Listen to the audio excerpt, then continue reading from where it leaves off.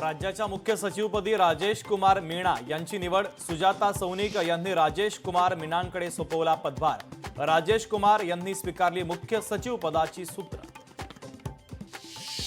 तेलंगणामध्ये भाजपला मोठा धक्का.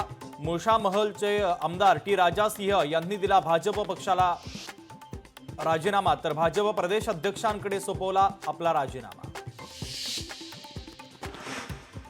दुबईनं एअर टॅक्सीची प्रयोग यशस्वी, तर 2026 मध्ये भारतात देखील चाचणी होण्याची शक्यता. शहरांतर्गत हवाई सेवेच्या दिशेनं मोठं पाऊल.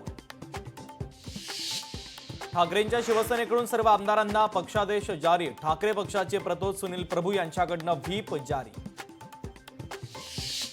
नागपूरमध्ये मुसळधार पाऊस. भंडारा गोंदिया जिल्ह्यामध्ये मुसळधार पावसाचा अंदाज. पावसामुळे सखल भागामध्ये पाणी साचलं. सातारा जिल्ह्यामध्ये पावसाचा जोर कायम. सातारातील उरमोडी धरण 72% भरलं. धरणाच्या चारही वक्र दरवाजातून पाण्याचा विसर्ग नदीपात्रात सुरू. मीरा रोडमध्ये मराठी भाषा बोलण्यास नकार दिल्यानं मनसेचा चोप. डोसा विक्री करणाऱ्या फेरीवाल्याला मनसेनं दिला चोप. नागपूर हिंसाचार प्रकरणी आरोपी फहीम खानच्या जामीन अर्जावर 4 जुलैला सुनावणी. जिल्हा सत्र न्यायालयात होणार निर्णय.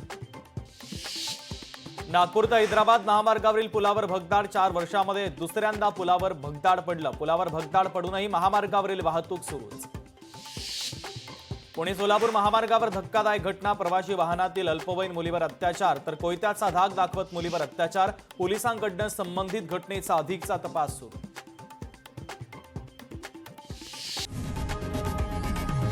लोकशाही मराठी ऐका, पहा, जागरूक रहा.